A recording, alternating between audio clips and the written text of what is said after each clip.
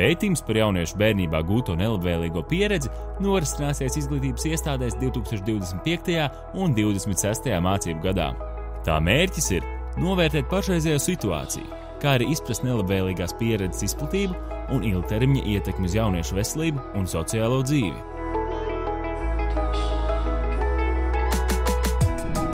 Pētījums ir ārkārtīgi būtisks, lai saprastu to reālo situāciju, kas ir Latvijā. Jo ļoti daudz mums ir pārdomu priekšstatu par to, kā tas ir ārvalstu pētījumos, un, protams, ka tas visticamāk attiec arī uz Latviju. Tomēr saprast to realitāti, kurā dzīvojam mēs, cik daudz ir šādi bērni, cik izteiktas ir šīs sekas, jo nav jautājumu par to, ka sekas ir. Tomēr kādas tās ir un cik izteiktas, to ir ļoti būtiski saprast. Šis pētījums ir būtisks, jo viņš ir pietiekami plašs savā tvērumā.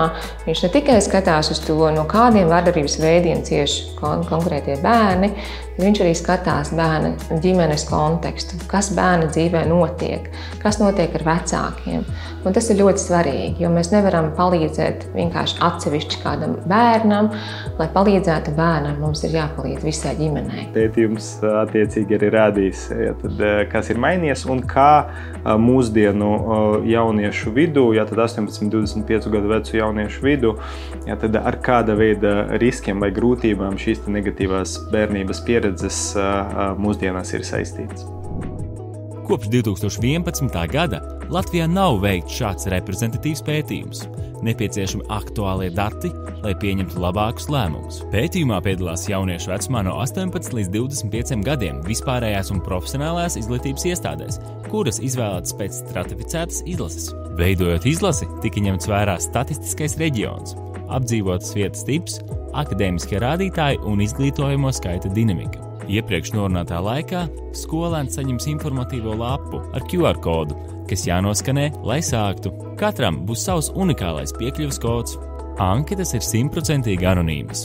Vārdi, skolas nosaukumi un IP adreses netiek ievāktas. Uz atsevišķiem jautājumiem drīkst arī neatbildēt. Anketas aizpildīšana aizņems aptuveni 30 līdz 40 minūtes. Tas, ko mēs varam izmērīt, to mēs varam izmainīt. Jo, ja mums nav mērauklas, tad mēs īsti nesaprotam, vai tas, ko mēs darām, patiešām ir efektīvi. Līdz ar to, lai varētu mazināt šos vardarbības riskus, mums ir jāspēj saprast, kādi ir preventīvie darbi un soļi, un to mēs varam vislabāk plānot, tad, kad mēs redzam to situāciju, kas ir Latvijā. Kas ir tas, ar ko visbiežāk saskars kādām grūtībām bērni, pusauģi, un kas ir tie atbalsta mehānismi, kas varētu viņiem būt palīdzoši. Protams, ka pamata ieguvums būs ne tik ļoti varbūt no paša pētījuma, cik no tā, vai šī pētījuma rezultāti, kur tad būs arī aprakstīts gan tās, cik izplatītas ir negatīvās pieredzes, gan arī tās sekas, tad, ar kurām šīs negatīvas pieredzes agrīnā bērnībā gūtas, ir saistītas mūsdienu jauno pieaugušo populācijā. Tur noteikti no pētījuma izrietēs daudzas rekomendācijas, punkti, iespējama intervencija. Tad lietas, ko mēs varētu mainīt, lai mainītu arī šos saistītos riskus, tad galvenais guvums būs, tad šos pētījuma rezultātus tālāk pielietos, tad plānojot dažāda veida prevencijas programmas, domājot par sabiedrības veselības intervencijām kopumā, lai tad mazinātu riskus un padarīt mūsu sabiedrību veselāku.